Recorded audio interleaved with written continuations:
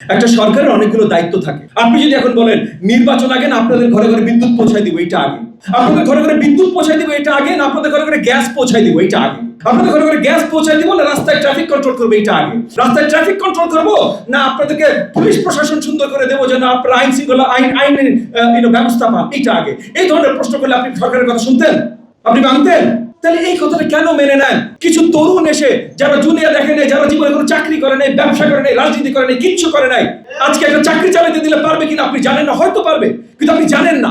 তারা এসে না বুঝে একটা কথা বলছে, এইটা আগে না, ওইটা আগে, ওইটা আগে না। বিচার ব্যবস্থা কেমনে হয় তারা জানে? তাই গত 15 বছর হাসিনা আমাদের উপরে একটার পর একটা মামলা দিয়েছে।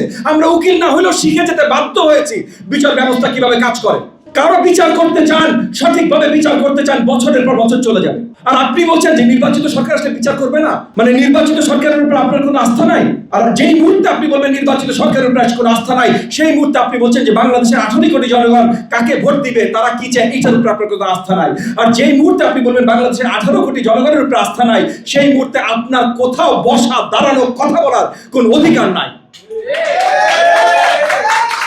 এইভাবে যারা কথা বলছেন, আমি পরিষ্কার তাদের বলে দিতে চাই যে বাংলাদেশের জনগণের হয়ে অ্যাটলিস্ট কথা বলার অধিকার তাদের নাই। এই অধিকার যদি অর্জন করতে চান, ভোট দেন, ভোট নিয়ে আসেন, তখন আপনি বলবেন আমরা চুপ করে শুনবো। পরবর্তী নিয়ে আমরা আলোচনা করেছি এবং অবভিয়াসলি আগামীতে বাংলাদেশের শিক্ষা খাত, এডুকেশন সেক্টর নিয়ে আমরা বড় আঙ্গিকে একটা আলোচনা নিয়ে আসবো, যেহেতু সেখানে এটা অনেক বড়ভাবে থাকবে। এটা আজকে আর আলোচনাটা আমরা দীর্ঘায়িত করতে চাই এই বিষয়ে। অ্যাবসলিউটলি এনসিপি উপদেষ্টা মণ্ডলীর দল, উপদেষ্টা মণ্ডলীর সদস্য এনসিপিতে আছে, উপদেষ্টা মণ্ডলীর সদস্য বা এনসিপি সদস্য উপদেষ্টা মণ্ডলীতে আছে।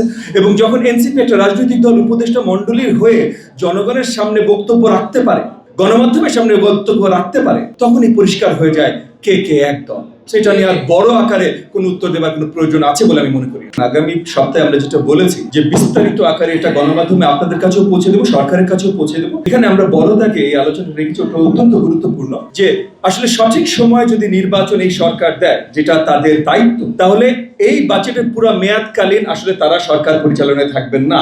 তো একটা নির্বাচিত সরকারের দায়িত্বে আসবে এই বাজেটের বাকি অংশটা পুরো সময়টা কার্যকরী করা। তো নির্বাচিত সরকারের দায়িত্বে যদি আসে, তাহলে নির্বাচিত সরকারে যারাই থাকার একটা সম্ভাবনা আছে, যেটা রাজনৈতিক দল যারা নির্বাচনে যাবেন, তাদের সবার সাথে একটা আলোচনা করাটা অত্যন্ত গুরুত্বপূর্ণ বলে আমরা মনে করি। এবং এটা বড় দাগে আমরা আমাদের বাজেট বিশ্লেষণে এটা তুলে ধরেছি।